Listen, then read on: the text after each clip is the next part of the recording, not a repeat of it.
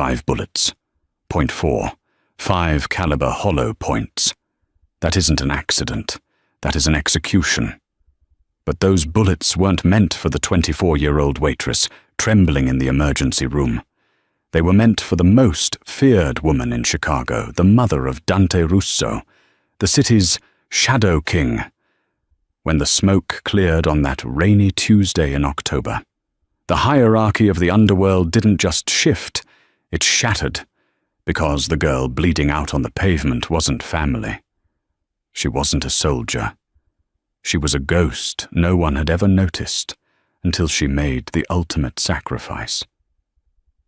This is the true story of Sienna Cole, the girl who stepped in front of a death sentence, and the secret that left even the coldest hitmen in tears. Chicago, October 12th, 2023. The wind off Lake Michigan was biting, the kind that rattles window panes and seeps into the bones of the city. Inside the penthouse suite of the Gregorian Hotel, however, the air was still. It smelled of expensive leather, cigar smoke, and the faint, antiseptic scent of lilies. Sienna Cole adjusted the collar of her uniform. It was stiff, scratching against her neck. She was invisible here. That was the job description. Be present, but absent.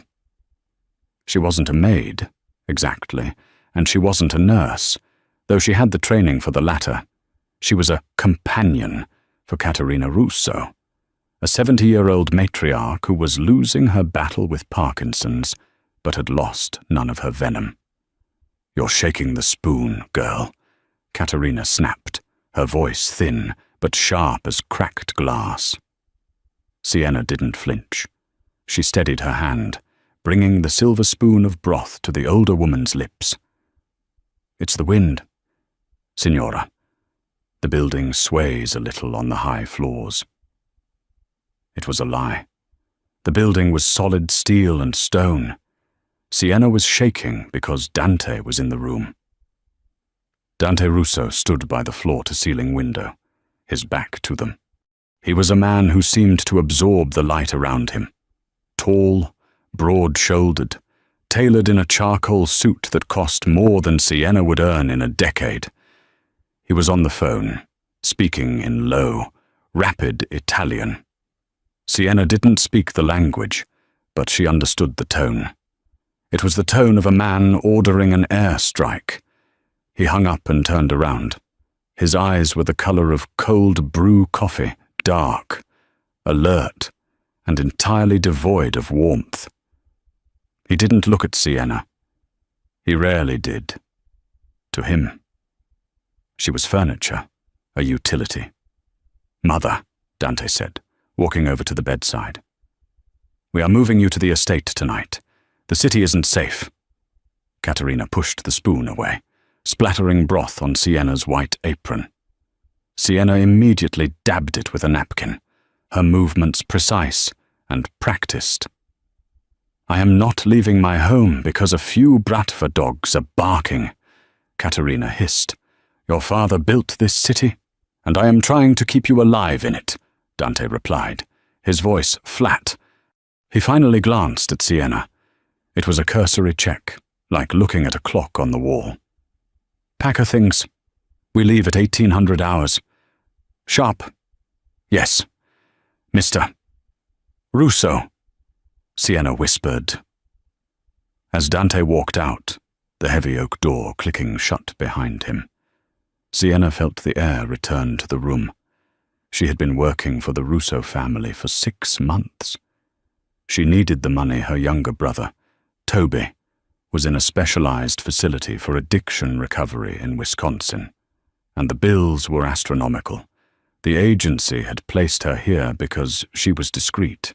She had no social media, no boyfriend, no criminal record. She was a blank slate, but she wasn't blind. She knew who Dante Russo was. The papers called him a businessman. The streets called him Il Macellaio the Butcher. He ran the shipping yards, the unions, and the high-stakes poker rings. He was a monster in a silk tie.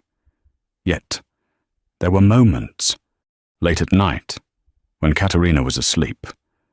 Sienna had seen Dante sitting by his mother's bed, simply holding her hand, his face buried in her palm. He looked exhausted then, human.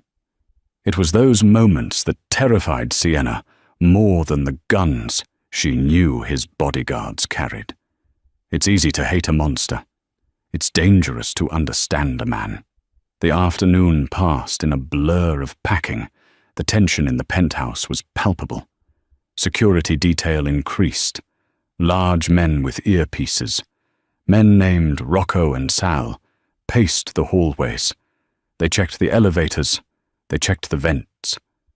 "They're nervous," Caterina muttered, as Sienna folded her silk scarves. The old woman was sitting in her wheelchair, staring at the grey skyline. "Dante is nervous. He thinks I don't see it." "He loves you, Signora," Sienna said softly. Caterina scoffed, but her eyes softened. "Love is a weakness in our world, child. It's a target painted on your back." She looked at Sienna, really looked at her, for the first time in weeks. "You have no one. Do you no husband, no children? No, Mom." "Good," Caterina said, her voice dropping to a whisper. "Attachments get you killed." At 5:45 p.m., the convoy was ready. 3 black SUVs idled in the underground garage. The plan was standard. Dante in the lead car, Caterina and Sienna in the middle, the precious cargo, and a heavy security detail in the rear. They took the private service elevator down. The garage was cold, smelling of gasoline and damp concrete. Dante was waiting by the middle SUV, holding the door open. He looked tense, his jaw tight. "Get her in, quickly," he commanded. Sienna maneuvered the wheelchair, helping Caterina into the back seat. As she buckled the old woman in, Dante's hand brushed Sienna's arm. It was accidental, electric. He pulled back as if burned. "Sit on the other side," he ordered Sienna. "Keep her head down if I say down." "I understand," Sienna said. She climbed in. The door slammed shut with the finality of a coffin lid. As the convoy rolled out of the garage and into the rainy Chicago evening, Sienna watched the raindrops streak across the bulletproof glass. She had a bad feeling, a knot in her stomach that felt like swallowed lead. She looked at Caterina. The old woman was clutching a rosary, her knuckles white. "It's okay," Sienna lied, reaching out to cover Caterina's trembling hand with her own. "We'll be at the estate in an hour." They turned onto Wacker Drive. The city lights blurred into streaks of gold and red. Sienna didn't know it then, but she would never make it to the estate.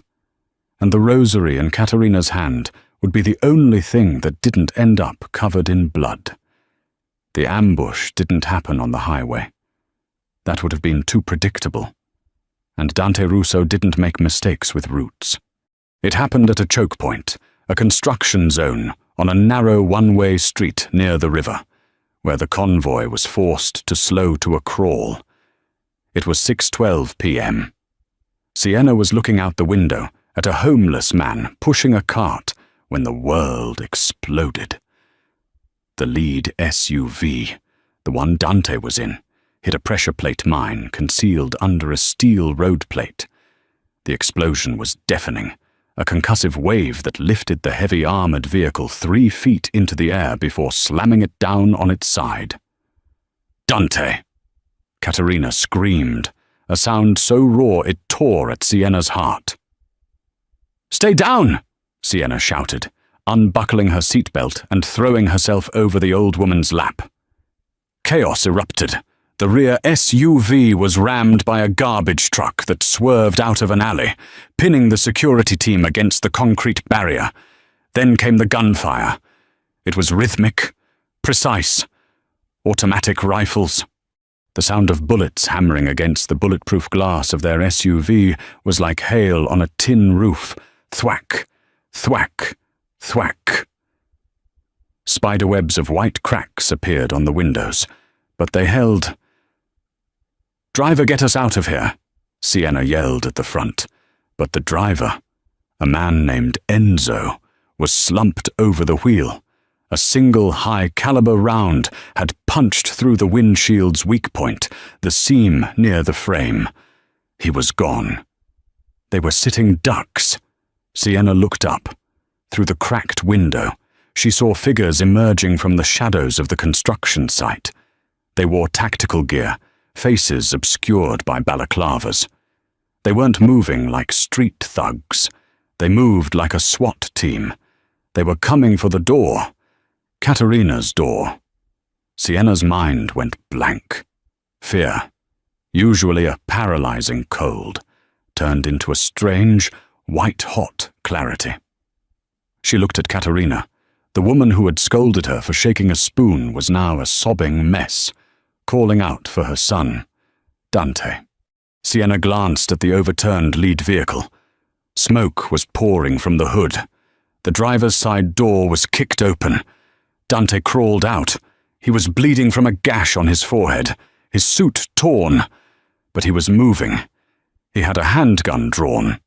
He fired 2 shots, dropping one of the attackers, but he was pinned down by suppressive fire from the scaffolding above. He couldn't get to them. He was 30 feet away, screaming something Sienna couldn't hear over the roar of gunfire. His eyes locked on his mother's car.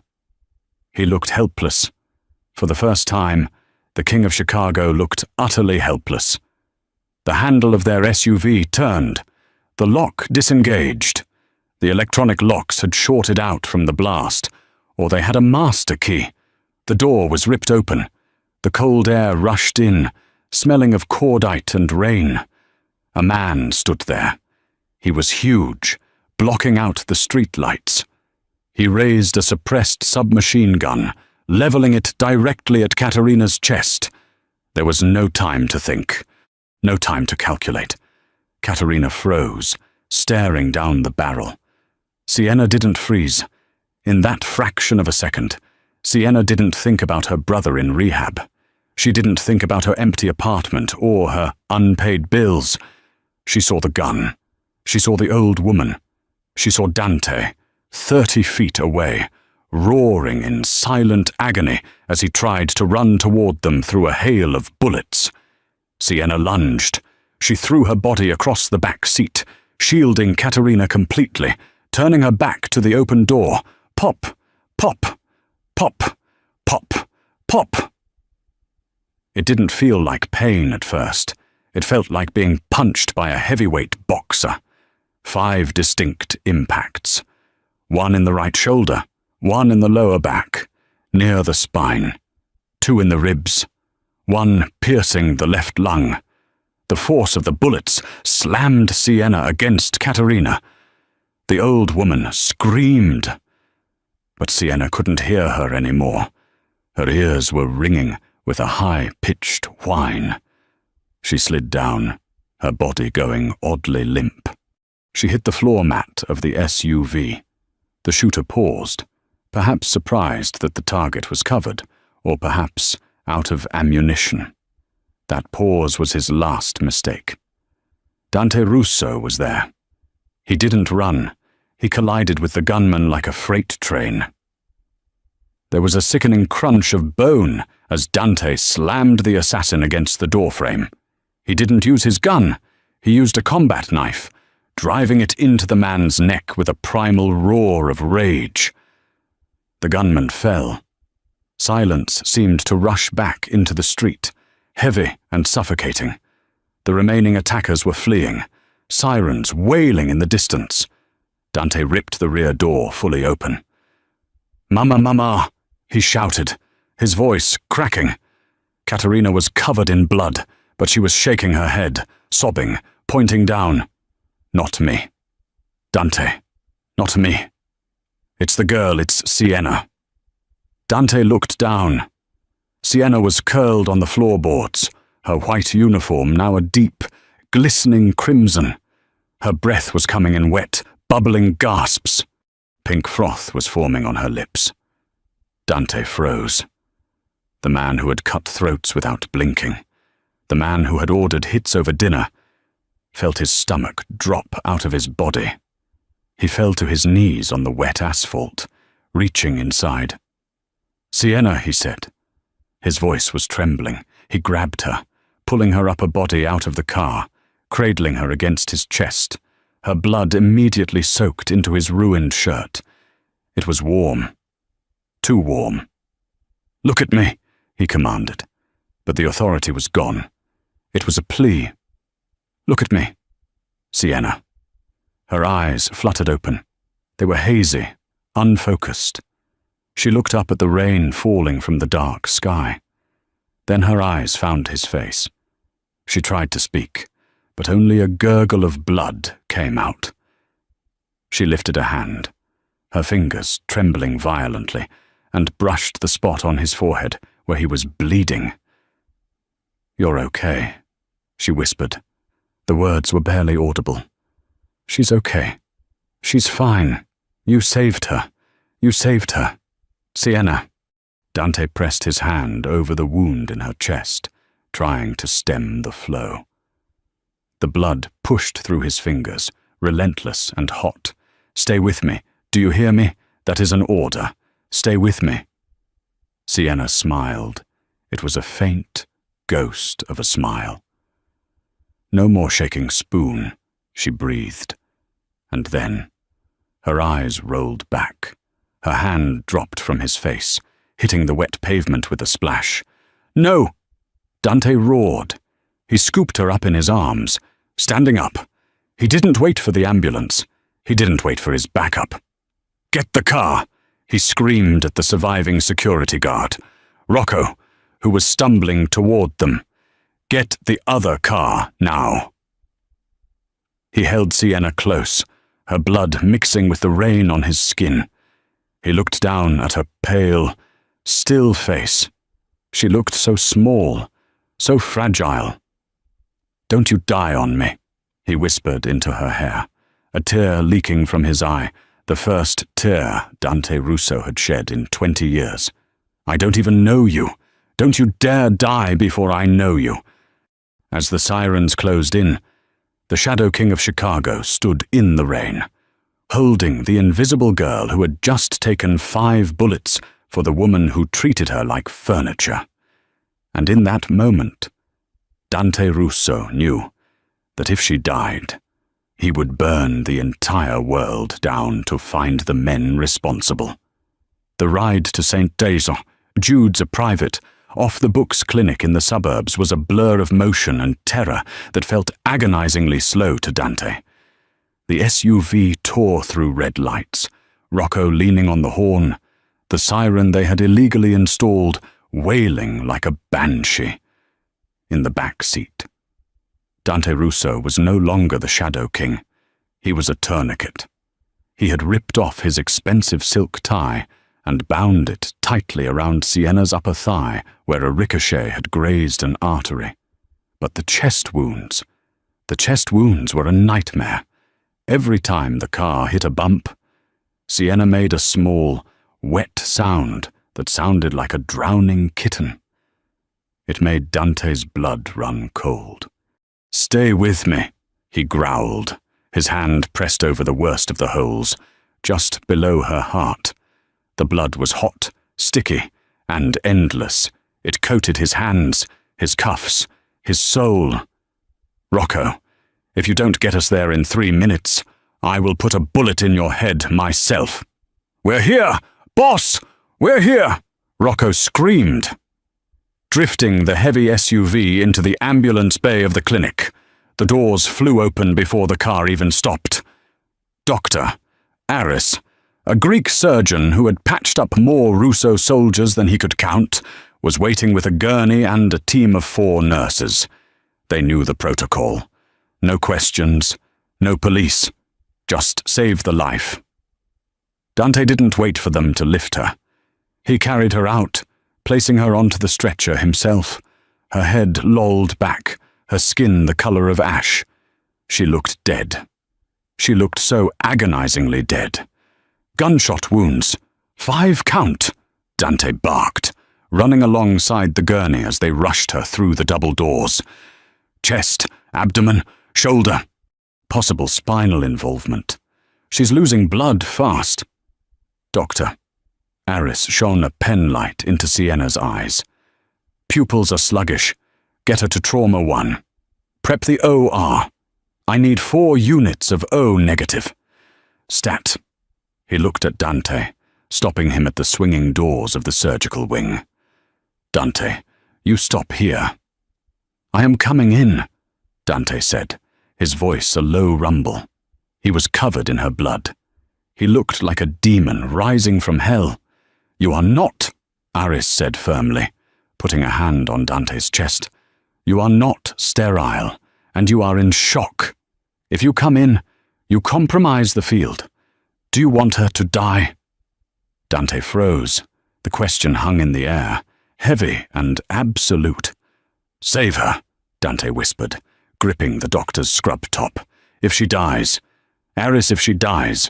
Burn this building down with me inside it. Go wash up, Dante. The doors swung shut, cutting off the view of Sienna's pale hand, hanging off the side of the gurney. Dante stood there for a long time, staring at the brushed metal of the doors. The adrenaline began to crash, replaced by a shaking that started in his hands and took over his entire body. He looked down at himself. His charcoal suit was ruined. His white shirt was red. He turned and walked mechanically toward the waiting room. It was a sterile, private lounge designed for high-end clientele. Leather chairs, espresso machine, muted TV. Katerina was there. His mother was sitting in a wheelchair, a blanket draped over her shoulders. A nurse was cleaning a cut on her cheek. But otherwise, she was unharmed. Physically, mentally. The Iron Lady of Chicago was shattered. She was staring at her hands, which were clean now, but she kept rubbing them together as if trying to wash something off. When Dante walked in, she looked up. Her eyes were red-rimmed and terrified. Is she? Katerina's voice broke. Surgery, Dante said. He walked over to the wet bar, poured a glass of whiskey, and downed it in one swallow. It tasted like water. He poured another. Doctor, Aris is working on her. She jumped, Katerina whispered, almost to herself. She didn't hesitate. Dante. The door opened. I saw the gun. I froze. I have seen guns my whole life, and I froze. She looked at her son, tears streaming down her wrinkled face. She is a nobody, a girl from an agency. She makes minimum wage. Why did she do it? Dante stared at the amber liquid in his glass. I don't know.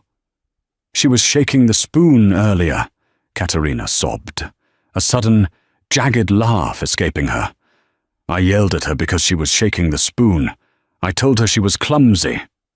She covered her face with her hands. I treated her like a servant, and she died like a soldier. She isn't dead yet, Dante said sharply.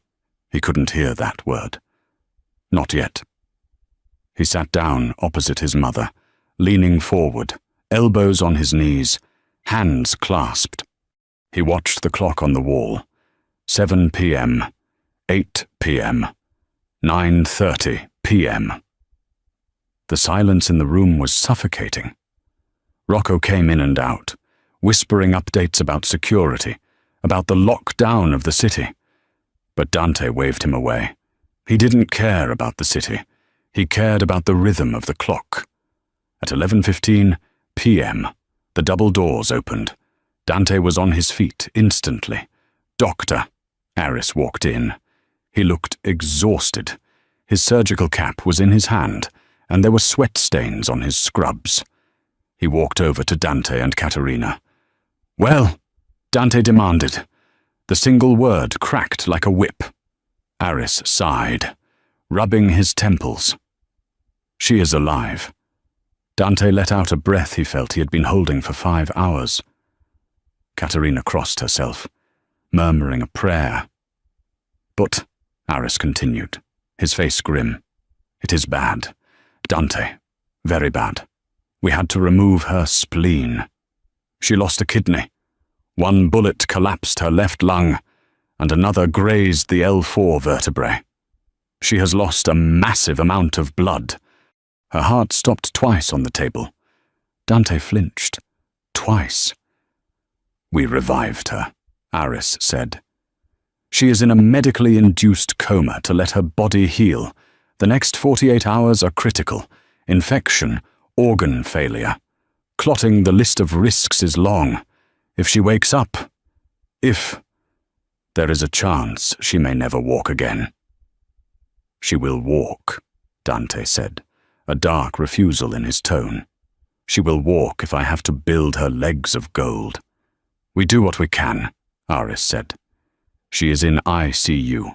You can see her, but only for a moment. Dante nodded. He turned to Rocco. Take my mother to the estate. Triple the guard. No one in or out. Put the compound on lockdown. Dante, come with us, Katerina pleaded. It's not safe here. I am staying, Dante said. Dante. Go, mother. He waited until they left. Then he walked down the hallway to the ICU, room 4. The room was dim, lit only by the blinking lights of the monitors. The sound was rhythmic, the whoosh hiss of the ventilator, the steady beep, beep, beep of the heart monitor. Dante stepped inside and closed the door. Sienna looked tiny in the hospital bed. She was hooked up to a dozen tubes. Her face was swollen, a tube down her throat breathing for her. Her chest, wrapped in thick bandages, rose and fell mechanically. Her skin was so translucent he could see the blue veins beneath it. She didn't look like the girl who had blended into the background of his penthouse. She looked like a broken angel. Dante approached the bed slowly, as if she were made of glass. He reached out and touched her hand. It was cold, limp. He pulled a chair up to the bedside and sat down.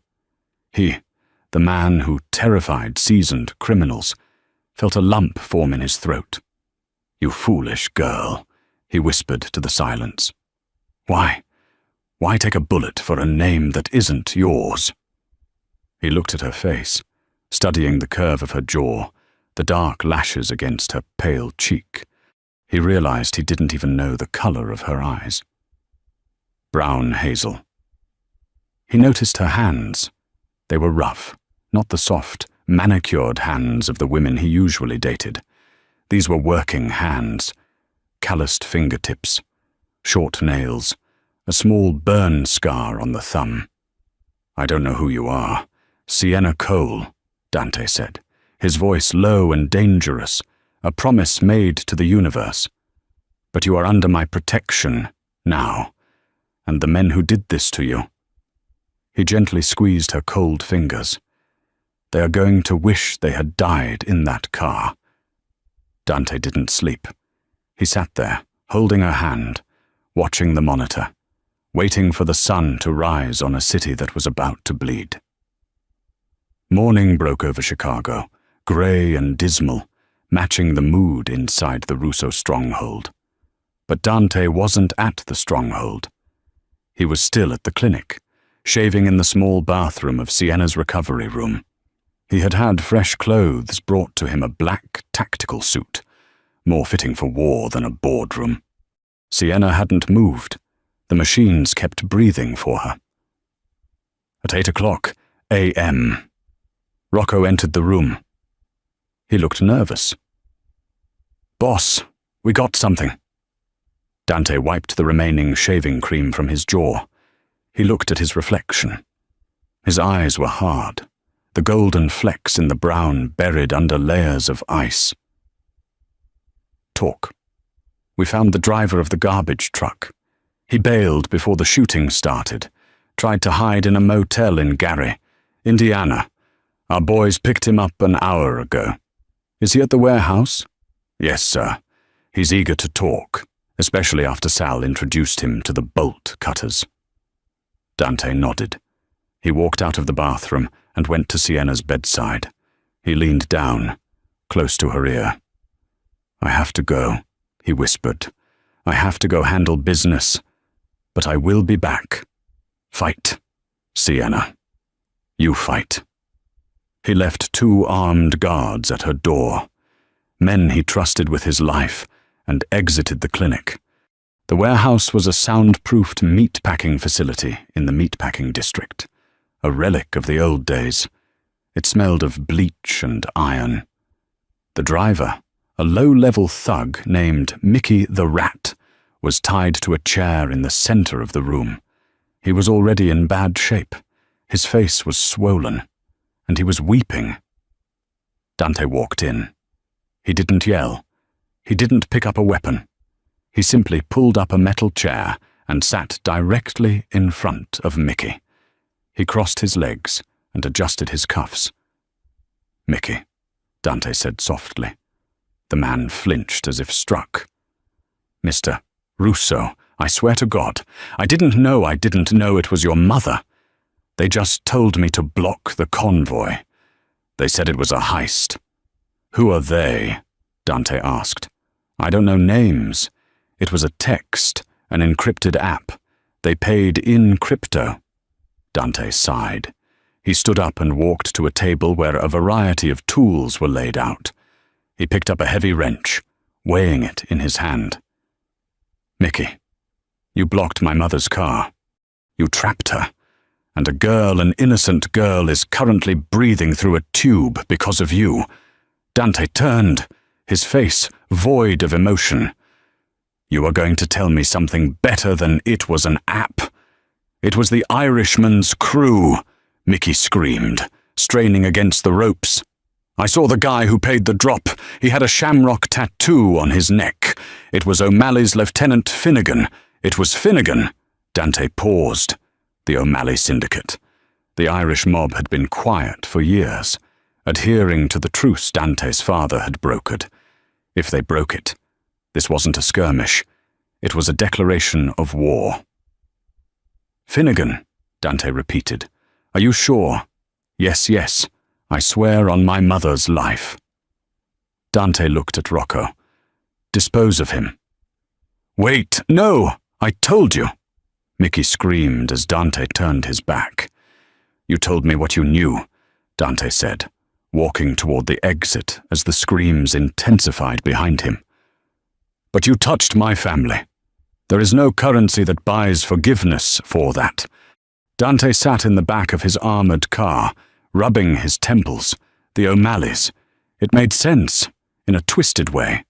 They wanted the port access Dante controlled, but to hit his mother, that was desperate or personal. "Boss, where to the estate?" Rocco asked from the front seat. "No," Dante said. He pulled a file folder out of his briefcase. It was the personnel file for Sienna Cole. He had ordered it the moment the shooting stopped. "Go to 42B Cicero Avenue." Rocco looked in the rearview mirror, confused. "Cicero. That's not a good neighborhood." "Boss." "It's her address," Dante said. He needed to know who she was. He needed to understand the stranger who had saved his world. The building was a crumbling brick tenement on the south side. The hallway smelled of boiled cabbage and stale cigarettes. Graffiti covered the peeling wallpaper. Dante, flanked by 2 guards, walked up the 3 flights of stairs. He picked the lock of apartment 3B himself. The door creaked open. Dante expected a mess. He expected the chaotic life of a young woman in the city. What he found was a monk's cell. The apartment was spotlessly clean, but completely bare. There was a thin mattress on the floor in the corner, neatly made. A small table with 1 chair, a kitchenette with no food on the counters. It was freezing. Dante checked the radiator. It was turned off. In October. He walked into the room, his expensive Italian leather shoes clicking on the worn linoleum. He opened the refrigerator. a half-empty carton of milk, a jar of peanut butter, 3 apples. That was it. Jesus, Rocco muttered from the doorway. She was living like this. Dante felt a strange twisting in his gut. He paid his staff well. Sienna's salary should have been enough for a decent apartment, heat, and food. Where was the money going? He walked over to the small table. There was a neat stack of envelopes. He picked them up. They were bills, but not for her. Oak Creek Recovery Center. Patient Tobias Cole. Monthly invoice $8,500. Status overdue. There was a second letter, typed in red ink. Final notice. Mr. Cole will be discharged on October 15th if the outstanding balance of $12,000 is not paid in full. October 15th. That was 3 days away. Dante put the letter down. His hand was trembling slightly. He looked around the room again. He saw the details now. The patched-up shoes by the door. The library books on the floor because she couldn't afford to buy them. The handwritten budget on a notepad where she had calculated her expenses down to the penny. Bus fare $2.50. Lunch skip. Toby's meds $40. She was starving herself. She was freezing in the dark. She was working 12-hour shifts dealing with his mother's abuse. All to keep her brother in rehab. And then, when the bullets flew, she didn't hide. She didn't think about her brother then. She thought about Katerina. Dante felt a wave of shame so profound it nearly brought him to his knees. He had looked at her every day for 6 months and seen nothing. He had seen a uniform. He hadn't seen the warrior beneath it. He picked up a framed photo on the windowsill. It was the only personal item in the room. It showed a younger Sienna, smiling, her arm around a skinny, pale boy who looked like her. They were laughing. She looked happy, radiant. He touched the glass over her face. "Rocco," Dante said. His voice was thick. "Boss, call the bank. Wire $50,000 to Oak Creek Recovery Center. Tell them Tobias Cole's treatment is paid for the next year. And tell them if they ever send a threatening letter to this family again, I will buy the facility and fire everyone in it." "Done," Rocco said, typing on his phone. "Then call the real estate manager. Have the penthouse at the marina prepped, the one with the view of the lake." "For who?" "Boss." "For her," Dante said, putting the photo into his jacket pocket, right next to his heart. "She is never coming back to this rat hole. She is never going to be cold again. She is never going to be hungry again." He walked to the door, taking one last look at the empty, freezing room that held the secrets of the woman who had saved him. And Rocco. "Yeah, boss. Find out where Finnegan is tonight. I'm not sending a hit squad." Dante stepped out into the hallway, his eyes burning with a cold, terrifying fire. "I'm going to kill him myself." The first thing Sienna Cole felt was not pain, but thirst, a dry, scraping thirst that felt like she had swallowed a handful of desert sand. She tried to swallow, but something hard and plastic was in her throat. Panic, sharp and immediate, flared in her chest. She tried to sit up. Her body didn't move. It screamed. A fire hot, white, and blinding erupted in her torso, radiating from her chest to her hip. The monitor beside her exploded into a frantic, high-pitched alarm. "Easy, easy, Sienna. Do not move." The voice was deep, rough, and strangely familiar. A large, warm hand covered hers, pressing it gently back onto the mattress. Sienna blinked, her eyelids feeling like lead weights. The harsh fluorescent lights of the ICU burned her retinas. Slowly, the blur resolved into a face, Dante Russo. But not the Dante Russo she knew, not the immaculate, cold statue in the charcoal suit. This Dante looked like he had been to war. His jaw was covered in heavy stubble. His eyes were bloodshot, rimmed with dark circles that spoke of days without sleep. He was wearing a wrinkled black t-shirt, and most shocking of all, he was holding her hand with a desperation that terrified her. "Wah!" She tried to speak around the tube. "Water, no. Not yet. The tube has to come out first," Dante said. He looked over his shoulder. "Nurse, she's awake. Get Aris in here now." The next hour was a haze of doctors, bright lights, and the sickening sensation of the extubation. When the tube finally slid out, Sienna retched, her abdominal muscles contracting in agony. Dante was there instantly, supporting her head, wiping her mouth with a cool cloth. "Breathe," he commanded softly. Just breathe. When the room finally cleared, leaving only the rhythmic beep-beep of the heart monitor, Sienna slumped back against the pillows. She felt hollowed out, broken. She turned her head slowly to look at him. He was sitting in a plastic chair pulled right up to the bed rails, his elbows on his knees, his hands clasped tight. "Mrs. Russo," Sienna whispered. Her voice was a ruin, a rasp of sandpaper. Dante closed his eyes for a second, a muscle in his jaw jumping. "She's at the estate. She's safe. Not a scratch on her." Sienna let out a breath, her eyes fluttering shut. "Good. That's good. Good." Dante's voice rose, cracking slightly. "You took 5 bullets. Sienna, you lost your spleen. A kidney. You died on that table twice. And your first question is about the woman who yelled at you for shaking a spoon." Sienna opened her eyes. She saw the anger in his face, but she realized with a jolt that it wasn't directed at her. It was fear, pure, unadulterated fear, masked as rage. "It was my job," she whispered. "No!" Dante growled, leaning in close, his dark eyes boring into hers. "Your job was to pour tea and read books. Your job was not to be a human shield." "I didn't think," she admitted. "I just saw the gun." "You saved her life," Dante said, his voice dropping to a reverence she had never heard before.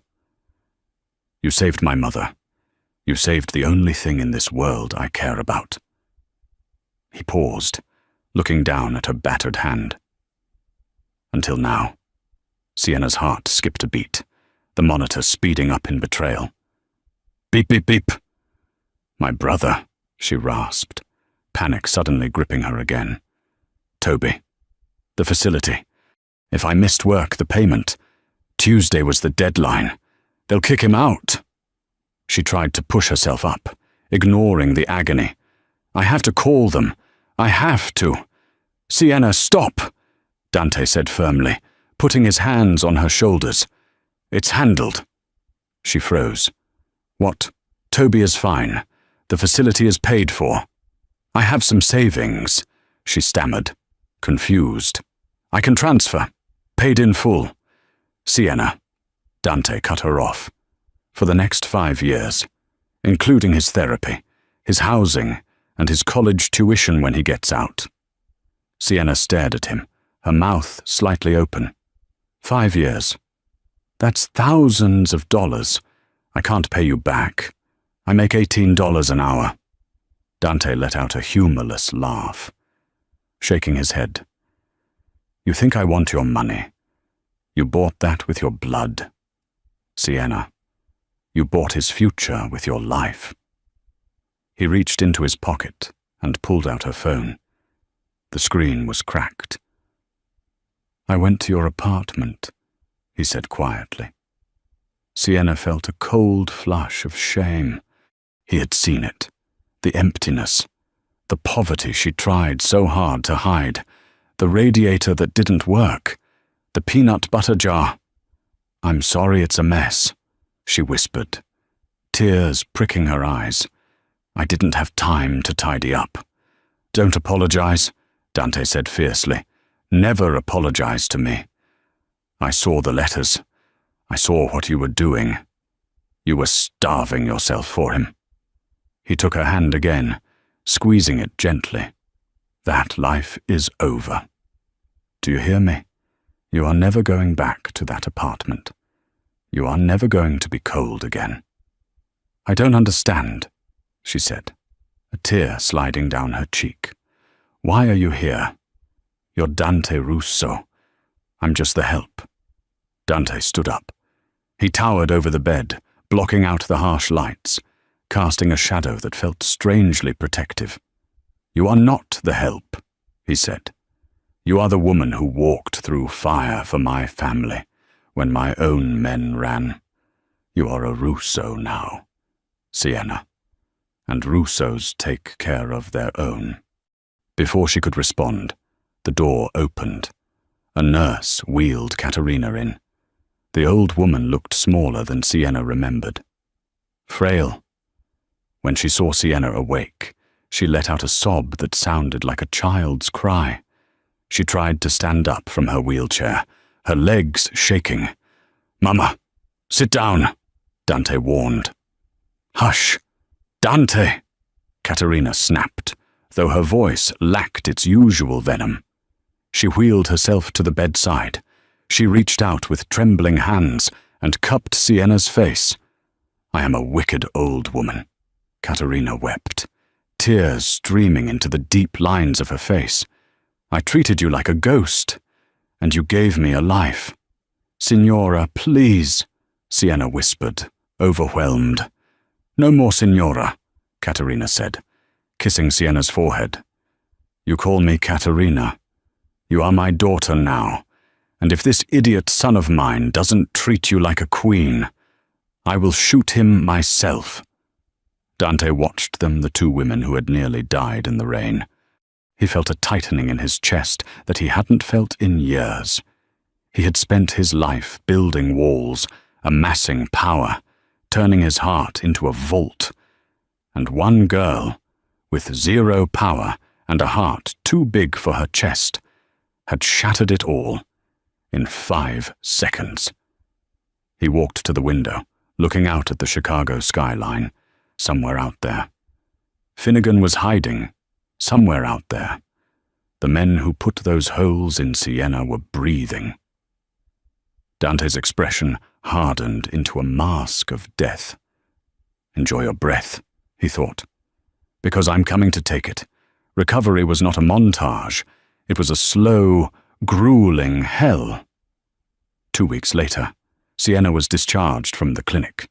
She was not taken to her apartment on Cicero Avenue.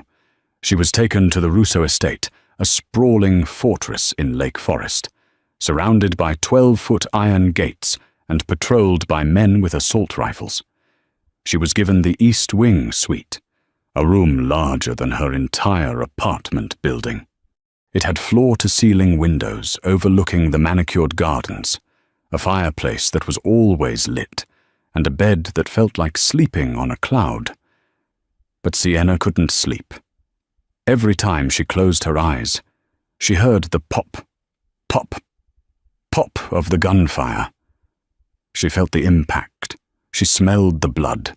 She woke up screaming 3 nights in a row. On the 4th night, the door to her suite opened. Dante was there. He was wearing pajama bottoms and a t-shirt, his feet bare. He held a glass of warm milk and a bottle of pills. Pain, he asked, his voice rough with sleep. Memories, she whispered, pulling the silk sheets up to her chin. She was sweating, shivering. Dante set the glass down and sat on the edge of the bed. He didn't try to hug her. He knew she was fragile. He simply sat there, a solid, immovable presence in the dark. Tell me, he said. I see his face, Sienna said, staring at the shadows. The gunman, he looked bored, like he was taking out the trash. He is dead, Dante said flatly. I killed him. He can't hurt you. His friends can. Dante turned to her. The moonlight caught the sharp angles of his face. No, they can't, because I am hunting them down, one by one. It was true. While Sienna healed, Chicago was burning. The newspapers called it a gangland reshuffling. The police called it a bloodbath. Dante Russo was systematically dismantling the Irish mob. Warehouses belonging to the O'Malleys mysteriously caught fire. Shipments of drugs were intercepted and dumped into the lake. Lieutenants were found beaten in alleyways with one-way tickets to Ireland, stapled to their jackets. Dante was at war. But every night at 7 p.m., he was at the estate for dinner. He would sit at the long mahogany table, with Caterina on one side and Sienna on the other. Sienna, still weak, would pick at her food. Dante would watch her, his plate untouched until he saw her eat. "Eat the protein," he would say gently. "Doctor, Aris said you need iron. I'm not hungry. Dante, for me," he would plead, and she would eat. The intimacy between them grew in the quiet moments. It wasn't a romance of flowers and dates. It was a romance of survival. One evening, 3 weeks after the shooting, Sienna was trying to walk down the hallway. Her physical therapist had left for the day. She was using a cane, her steps slow and agonizing, her side stitched with pain where the spleen used to be. She stumbled. She didn't hit the floor. Dante caught her. He had been walking behind her, shadowing her steps like a guardian angel. He scooped her up into his arms effortlessly. "I can walk," she protested, breathless, her face inches from his neck. He smelled of sandalwood and expensive scotch. "You're trembling," he noted. He carried her not to her room, but to the library. He sat on the large leather sofa, settling her onto his lap. "Dante, this is quiet," he murmured. He began to massage her calf, where the muscle had cramped. His hands were large, strong, but incredibly gentle. "Why are you doing this?" Sienna asked, her voice small. "You have an army of servants. You have nurses." Dante didn't look up from her leg. "Because they didn't almost die for me." "I'm just a waitress." "Dante, a companion.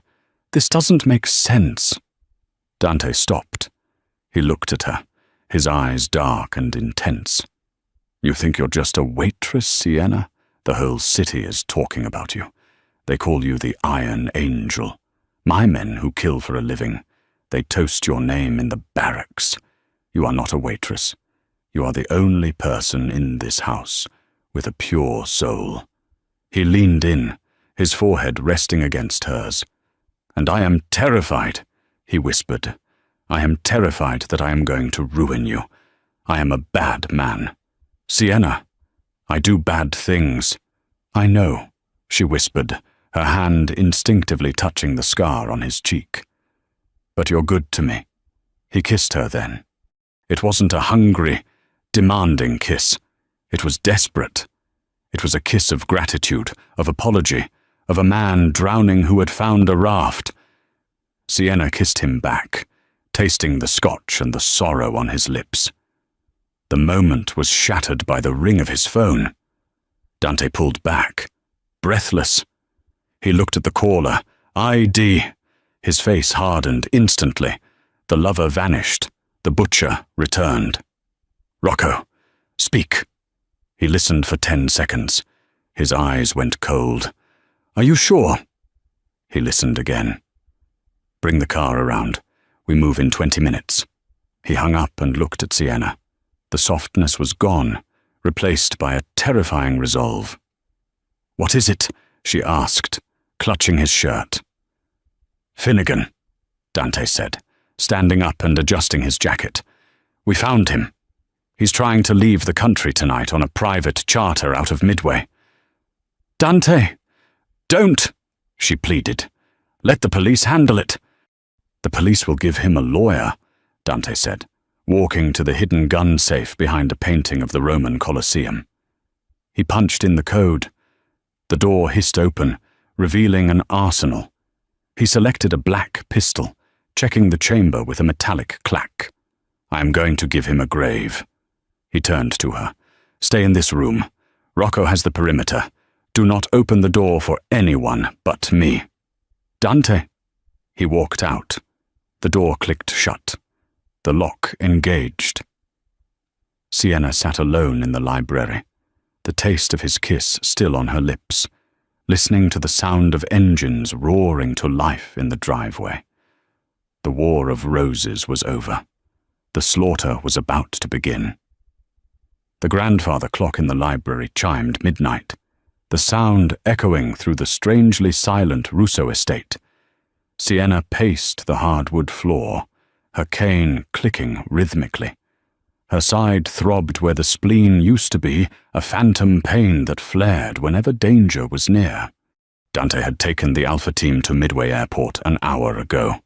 Intelligence suggested Finnegan, the Irish mob boss, was fleeing the country. The house was left with a skeleton crew, and Sienna had been ordered to lock herself in. Click! The sound came from the service entrance. It was soft, almost imperceptible. The alarm didn't chime. Sienna froze. Only family had the bypass codes. She moved to the heavy oak desk, her heart hammering against her ribs. She remembered the hidden gun safe behind the painting. Dante had left it unlocked in his haste. Her hands shook as she pulled out the heavy snub-nose revolver. She had never fired a gun, but she gripped it with both hands, aiming at the library door. The handle turned. The lock, engaged only moments ago, was picked in seconds. The door swung open. It wasn't a hitman in a mask.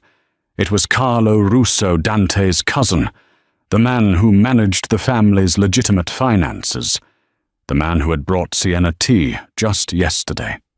"Carlo," she whispered, the betrayal hitting her harder than a bullet. Carlo smiled, closing the door behind him. He held a silenced pistol loosely at his side. "Hello. Sienna. You really should be in bed. Recovery takes rest." "You bypassing the alarm?" she asked, her voice trembling. "Why?" "Because the airport is a decoy," Carlo said, stepping closer. "Finnegan isn't at Midway. I sent Dante there to chase a ghost while I clean up the loose ends here. You see, the Irish didn't want a war. I did. I leak the route. Dante dies. I take the throne. Simple." He raised his gun. "Dante is a relic. He rules with honor. I will rule with profit." "He'll kill you," Sienna warned, backing against the desk. "He has to catch me first." Carlo laughed. "Say goodbye. Waitress." Sienna didn't hesitate. She squeezed the trigger. Bang! The recoil nearly broke her wrist. The shot went wide, shattering a vase on the mantel. Carlo flinched, then sneered, leveling his weapon at her chest. But before he could fire, the heavy velvet curtains behind him exploded inward. Glass shattered as a dark figure swung through the terrace window, colliding with Carlo like a freight train. It was Dante. He hadn't gone to the airport. Carlo screamed as Dante pinned him to the floor, knocking the gun away. "Dante, we're blood. You are not blood," Dante roared, his hands wrapping around his cousin's throat. His face was a mask of biblical wrath. "You are a cancer." Sienna watched, paralyzed, as the King of Chicago extinguished the threat. It was over in seconds. The silence that followed was heavier than the violence. Dante stood up, straightening his suit. He looked at the body, then at Sienna. He saw the gun in her hand and the terror in her eyes. He walked over, gently prying the weapon from her fingers. "I thought you were at the airport," she sobbed, collapsing into him. "I knew," Dante whispered into her hair, holding her so tight she could feel his heart racing. "I knew it was him. The airport was a trap for him, not me. I was waiting on the terrace. I just needed him to show his hand." He kissed her forehead, his voice breaking. "I would never leave you unprotected. Never." 1 year later, the wind off Lake Michigan was biting, but inside the new penthouse overlooking Navy Pier, the air was warm. Sienna stood before the floor-to-ceiling mirror. The angry red scars on her torso had faded to silvery lines. She traced them absently. "Stop staring at them," a deep voice rumbled. Dante walked up behind her, wrapping his arms around her waist. He kissed the scar on her shoulder. "They are proof that you are stronger than me." "I'm not," Sienna smiled, leaning back against him. "You are," he insisted. "You turned a butcher into a husband." Life had changed. The war was over. The Russo Empire now ran with a quiet, lethal efficiency. But the chaos was gone. Toby was a sophomore at Northwestern, studying engineering on a scholarship Dante had set up. Katerina was living in the guest wing, currently knitting aggressive amounts of baby clothes for a great-grandchild she insisted was inevitable. "Are you ready?" Dante asked. "For what?" He didn't get down on one knee. That wasn't his style. He simply reached into his pocket and pulled out a ring. It was a vintage ruby, dark as blood, surrounded by black diamonds. "Marry me." "Sienna," he said, his eyes vulnerable for the first time in his life. "Not for protection, not for the family. Marry me because I cannot breathe when you are not in the room."